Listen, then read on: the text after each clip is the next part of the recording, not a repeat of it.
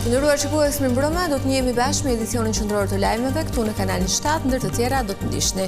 Gjykata e posaçme lë në burg Ilir Metën, ish presidenti deklaron në seancë me prokurorët e SPAK-ut, por pretendimet e tij nuk janë marrë parasysh. Kreu i SPAK Altin Dumani deklaron se gjatë fushatës janë regjistruar 192 krime të dyshuara zgjedhore, raste të tjera janë në proces verifikimi.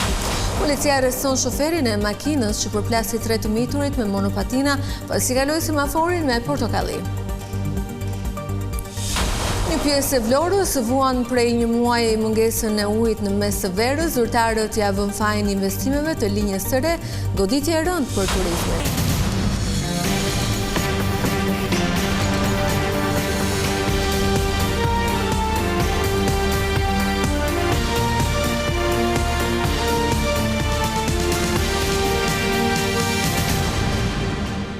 Vjojmë gjërësisht, Ilir Meta ishte këtë të njëjtë vetë i pranishëm në gjykatën e posaçme për të kërkuar lirin, por ndonse foli dhe debatoi gjatë me prokurorët e SPAK për provat e reja, pretendimet e tij janë rrëthuar dhe ai ka mbetur në burg.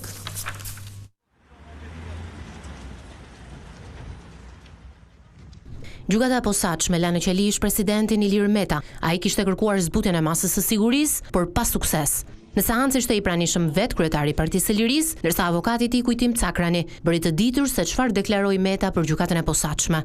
Foli dhe vetë zoti Meta për rreth një orë, ku ai hodhi dritë mbi pretendimet e organit të procedurës, qoftë për një kartë krediti që disponon të ish bashkëshortja e tij. Karta që janë përdorur gjitha nga ish bashkëshortja e zotit Meta. Zoti Meta nuk ka dieni dhe s'ka përdorur kur karta në jetën e tij dhe nuk ka asnjë lloj dienie për çfarë ka ndodhur me zonjën kryemadhe. Janë dy entitete të ndryshme, janë të dy ish politikan. Sipas avokatit të tij, vendimi i sotëm ishte i pritshëm për sa kohë sipas tij Meta mbahet në burg politikisht. Nuk është se ne prisnim ndonjë ndryshim të masës sigurimit, pasi ne e dim qartësisht, jemi të bindur, zoti Meta është i bindur që është aty për arsye politike. Besoj se nuk ka sot një precedent të dytë që një ish kryeministër, ish president, ish kryetar kuvendi që akuzohet dhe pretendohet për akuza shumë të largëta në kohë, por dhe të paprovuara tashmë në organi i akuzës, të qëndrojnë në një masë sigurimi ekstreme siç është kjo e arrestit me burg. I menjëhershëm ishte reagimi i Metës, i cili në Facebook shkruan se do ta shpartallojë procesin e gjykatës së posaçme në gjykatën e Strasburgut. Ilir Meta u arrestua mes ditën e 21 tetorit në ndyshimet se ka kryer korrupsion, pastrim barash, e fshehje pasurie përmes lobimit në SBA dhe si ish ministri i energjetikës në mbledhjen e borxhit të ÇEZ përmes kompanisë Dia. 192 krime të dyshuara elektorale janë regjistruar gjatë fushatës dhe ditën e votimit në 11 maj. Këto e bëri të ditur drejtuesi SPAK Altin Dumani, i cili tha se shumë raste të tjera janë në proces verifikimi, ndërkohë kreu i KQZ Celi Bashi shfrytëzoi tryezën e përbashkët për t'i bërë thirrje parlamentit të nisë punën sa më parë për reformën e re zgjedhore. Kreu i SPAK Altin Dumani ka bërë publike shifrat për hetimet mbi krimet zgjedhore të 11 majit, duke deklaruar se janë evidentuar 192 raste të dyshuara, ndërsa bëri të ditur se janë ushtuar kontrolle në banesa, zyra personale dhe janë ekzekutuar 20 vendime gjykate për lejimin e kontrollit të dokumenteve dhe materialeve me interes hetimor. 40 materiale kallëzuese janë dërguar për kompetencë pranë prokurorive të rrethave gjyqësore apo drejtorive vendore të policisë. 22 materiale janë dërguar për verifikim në drejtorinë vendore të policisë për informacion shtesë dhe 17 materiale janë bashkuar me materiale të tjera ekzistuese, si dhe një pjesë është në proces verifikimi. Nga 43 procedime penale të regjistruara për krime zgjedhore, 22 janë iniciuar mbi bazën e referimeve nga Policia e Shtetit. Një procedim është referuar nga Shkërbimi i Kontrollit të Brendshëm të Burgjeve.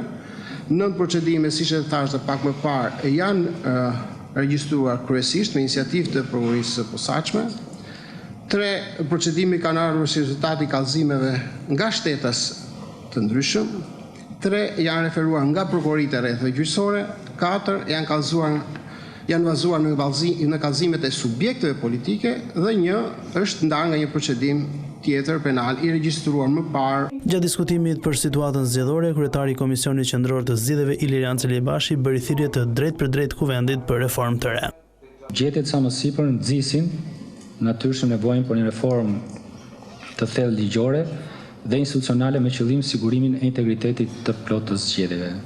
Duhet që me konstituimin e kuvendit të ri në shtator të këtij viti të nisë menjëherë puna për të adresuar në mënyrë decente të gjitha problematikat që lidhen me procesin zgjedhor në Shqipëri. Do duhet të vlerësojmë se çfarë secili prej aktorëve politik dhe institucional do duhet të bëjnë ndryshe apo dhe më mirë në kuadër të përgjegjësive që ata kanë. Ndërsa avokati i popullit tha se gjatë kësaj fshate elektorale, gjuha e përdorur nga politika ka qenë më e përmbajtur. Klima elektorale dhe zgjedhjet e 11 majit bën bashkë në një tryezë analitike pas zgjedhore kreun e KQZ-s Ilirian Celibashi, kreu i SPAK Altin Dumani, drejtori i përgjithshëm të policisë së shtetit Ilir Proda dhe ambasadori britanik në Shqipëri Abbott. Zgjedhjeve po kryesisht krimi zgjedhor.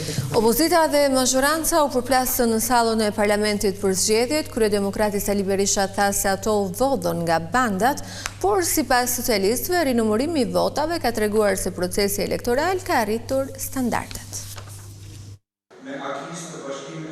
Zgjedhjet e 11 majit dominuan sot debatin parlamentar me opozitën që akuzoi Partinë Socialiste se shfrytëzoi bandat kriminale buxhetin e shtetit për të deformuar vullnetin e qytetarëve. Kryetari i Partisë Demokratike Sali Berisha deklaroi se këto ishin zgjedhjet më të këqija të organizuara ndonjëherë, duke akuzuar edhe ministrin e Brendshëm për bashkëpunim me bandat kriminale. Përdort metodat më të turpshme që mund të jenë përdorur ndonjëherë në ndonjë vend. Zhvilluat zgjedhje si Zimbabwe në 30 vite më parë. Dhe pastaj të mos quhet Ramaduro. Ky që është këtu është marrë vesh se Troplin të paguan 10 milion euro emërimin e tij. Po ajo që ishte me e veçanta ishte se ndruan me atë tjetrin, me Arkendin. Përballë akuzave të liderit të opozitës Berisha, mazhoranca socialiste solli në vëmendje se zgjedhjet respektuan standardet dhe procesi i rinumërimit të votave në Tiranë po e tregon këtë. Eja pra rinumërimi po bëhet. Po harxhohen para nga buxheti i shtetit deri tani 200 milion lekë kusur dhe le të shërbejë si një augur pozitiv që në shtator, kur të ngrem komisionin e ri të posaçëm të reformës zgjedhore, ti depolitizojnë komisionin. Fakti që kjo pjesa këtu nuk ka më besim tek numëruesit e vet, është një hap i rëndësishëm. Mazhoranca dhe opozita replikuan edhe për çështjen e avokatit të popullit, pasi Partia Demokratike kërkoi që Besim Drejgjoni të votojë sot në këtë detyrë si propozimi i opozitës. Por mazhoranca hodhi poshtë pasi sipas Partisë Socialiste duhet të ketë një proces për të gjetur kandidaturën më të mirë, duke ekspostuar këtë çështje në legjislaturën e re.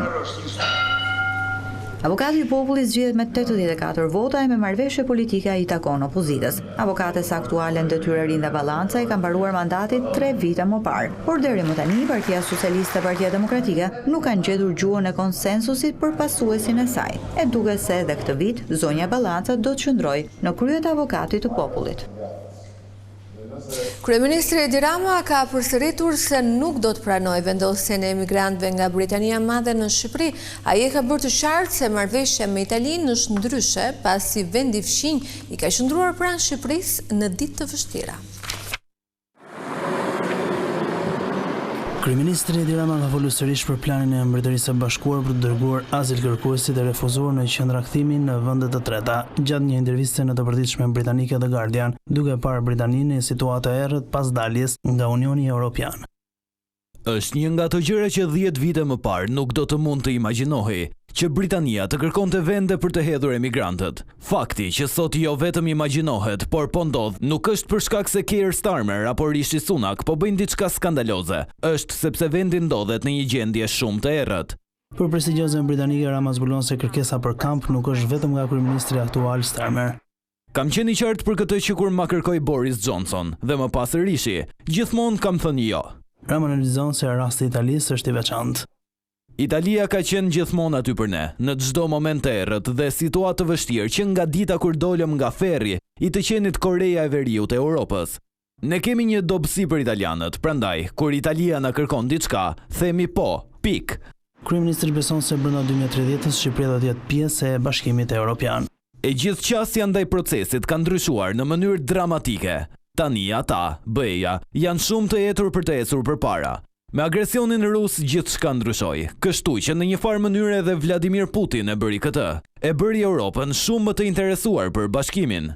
Duke ndalur te influenca amerikane, Rama vlerëson Donald Trumpin si një figurë pozitive edhe për kontinentin evropian.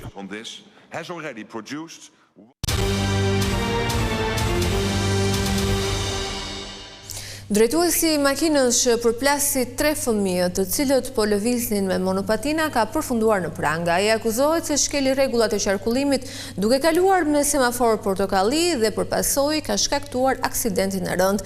Ndërkohë, njëri nga të miturit vijon të jetë në gjendje kritike në spitalin e traumës, ndërsa 2 të tjerët kanë dalë nga rreziku për jetën. Policia e Tiranës ka vënë në pranga shoferin e automjetit që aksidentoi një ditë më parë 3 të miturit që lëviznin me monopatin në bulevardin Dëshmorët e Kombit. Në pranga u vu 41 vjeçari Ekrem Skureni. Ai akuzohet për shkelje të rregullave të qarkullimit rrugor. Të miturit që lëviznin me 2 monopatina kanë kaluar rrugën me semafor të kuq, ndërsa shoferi i makinës me semafor portokalli. Përplasja ka qenë e fortë, aq sa skuterat elektrik janë thyer në mes, madje të miturit kanë përfunduar në xhamin e automjetit. Një nga monopatinat arrin një shpejtësi mbi 35 km/h, çka sipas kodit rrugor e bën të detyrueshme pajisjen me leje për drejtimin e tij. Fëmijët po qarkullonin në bulevardin Dëshmorët e Kombit në afërsi të piramidës, ndërkohë makina vinte nga rruga Elbasanit në drejtim të zonës së ish bllokut. 2 prej të plagosurve, 9 dhe 11 vjeç, mësohet se janë në gjendje të qëndrueshme shëndetësore në spitalin e traumës me dëmtime në krah dhe në këmbë. I treti, një 11 vjeçar, është në gjendje të rëndë, pasi ka marrë dëmtime në kokë.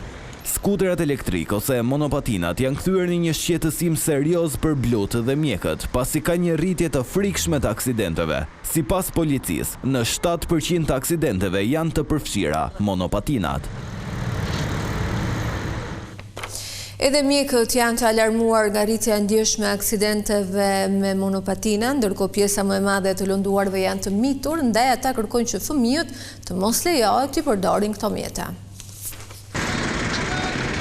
Në rrugë, në trotuare, në sheshe e madje edhe në mes të trafikut, monopatinat elektrike janë kthyer në një mjet të zakonshëm lëvizjeje.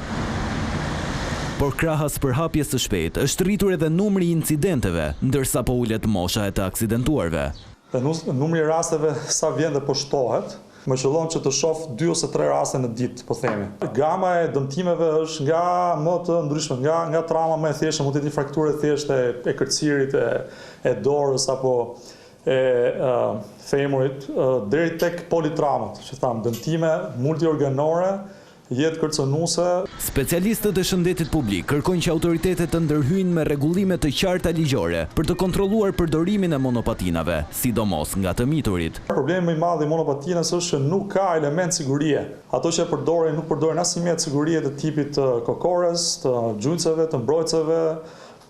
Ajo që kanë vënë nuk zbatojnë asnjë, po themi, asnjë rregull të kodit rrugor. Kështu që do të thoja që ndoshta ka ardhur momenti që të propozohet një projekt ligj i mirë që të rregullohet kush mund ta përdori dhe kush jo. Edhe qytetarët janë të shqetësuar nga përdorimi pa kriteri monopatinave. Siç ecim ne me motor, duhet të ecën edhe ato.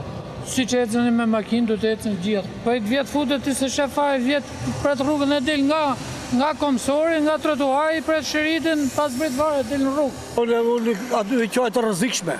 Më shumë për fëmijët e vegjël që akoma nuk dinë si të menaxhojnë mënyrën si ecin në rrugë apo të jenë pak më të kujdesshëm, gjithashtu edhe për të rriturit, të vendoset një lloj rregullatori për skuterat elektrike. Shqetësuese, s'ka ku shkojmë, e rrezikshme.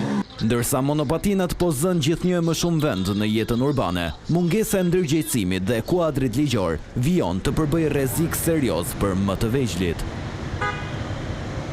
Prokuroria e posaçme shpalli pretensën për dosjen Metamorfoza, SPAK kërkoi dënimin me 15 vjet të burg për Behar Bajrin, i cili dyshohet si drejtues i grupit kriminal dhe akuzohet për vepra të rënda nga korrupsioni te sigurimi i kushteve për të kryer vrasje.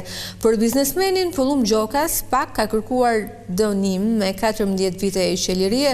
Ish prokurori Kuksi Xheveir Lita, i akuzuar për korrupsion, sipas SPAK duhet të qëndrojë 6 vite në qeli, ndërsa për Oltian Bistri, një shefin e operacionales, prokurori Erben Kraja i kërkoi gjykatës të shpallet fajtor për korrupsion, zbulim të akteve sekrete dhe pastrim parash, e të dënohet me 9 vite burg.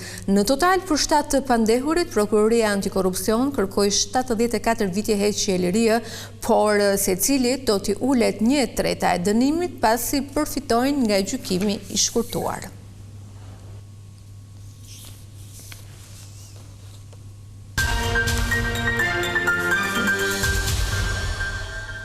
Një pjesë e mirë e qytetit të Vlorës po vuan mungesën e ujit, ndërsa banorët kërkojnë zgjidhje urgjente. Ujësielsi thot se po punohet për linjën e re që përfundon vitin tjetër. Kjo situatë ka shkaktuar një goditje të rëndë edhe për turizmin, pasi jemi në sezonin veror kur Vlora popullohet edhe nga të huajt. Prej një muaj Vlora vuan mungesën e ujit të pishëm në pjesën më të madhe të qytetit. Për qytetarët një situatë e tillë është e papranueshme, sidomos në këto ditë të nxehta. Probleme me ujin hasen në lagjen Kushtrimi, lagjen Pavarësia, në Nart apo tek ish stacioni i trenit. Banorët thonë se edhe kur uji vjen është i papërdorshëm. Nuk kemi të lajmë sytë, vlla. Po si ja bëni? Po e blejmë. Vim botje bje dhe jemi depozit. Me temperatura të larta, jeni ankuar të ujësielsi bashki, çfarë thonë ata? Do vi, edhe për të vi. Shiko, këtu në qitë familjarët Sazanit të ardhë të janë ndenjë, veç ti. Janë nga ndi banesa. Janë të gjithë pa ujë. Keni vajtu si banor të bashkia? Të bashkia jo, po keni vajtur në territori. Vemi sot na vinë nesër, pas e se s'vinë më. Ndërkohë më tha që ujin e blini me lek, me bosh. E blejmë me bote. Po ju del të blesh ujin? Po desh, ose ik në lagje. Një orë në darke, një orë në gjesë. Tjetër pasaj, dele të pronë, thaj. Ai nuk dile të pastro shpinë, të lash, të lyesh vetë, aty në shtëpi, jo për turistat që tani hi. Pa uj, kemi që nga data 15 maj, deri sot kemi pa uj, komplet fshati këtej mbrapa. Pa uj, komplet. Asnjë. Flasim me kryeplakun, asgjë. Marrim telefon andej, as do t'ja di njeri fare, as e ruan njeri. Më herët kreu i ujësielsit të Vlorë, Ermal Murati, në një deklarat për mediat, kërkoi mirëkuptimin e banorëve për gjithë situatën në 15 ditët e fundit, duke njoftuar se në përfundim është rikuperuar e gjithë situata. Ai shprehet se lagjet problematike si Kushtrimi, Pusmëzin, Lirim, Fshatinar dhe zonat pjesërisht informale do të furnizohen normalisht me ujë. Sipas tij, problemi ka ardhur për shkak të rënjes së presionit të ujit, shkaktuar nga një luhatje e tensionit të energjisë në pompa dhe mos funksionimit zinxhir më pas të linjës amortizuar të ujësielsit aktual. Drejtori i ujësielsit ka shpjeguar se është duke u punuar në vazhdimsi për projektin e ri, i cili do t'i jap zgjidhje përfundimtare çështjes së ujit dhe sipas tij, brenda 6 mujorit të parë të vitit të ardhshëm, linja e re do të jetë gati. Janë publikuar këtë të njëjtë notat e provimit të tretë të maturës shtetërore, aty të matematikës. 673 maturant kanë rezultuar jo kalues, ndërsa ekselent numëron 166 nxënës. Nota mesatare në këtë lëndë është 6.27. Rezultatet mund të aksesohen nga maturantët në Albania, si dhe në faqen e vendosur në dispozicion nga autoritetet arsimore, përsa i përket rezultateve të deri më tanishme në provimet e tjera në lëndën e gjuhës shqipe dhe letërsisë, mesatarja ka rezultuar 6.87, ndërsa në gjuhën e huaj 7.8, maturantët janë në pritje të publikimit të rezultateve edhe të testit të fundit atij të lëndës me zgjedhje. Tu kemi përfunduar, unë falenderoj për vëmendjen, bashkë natën e mirë.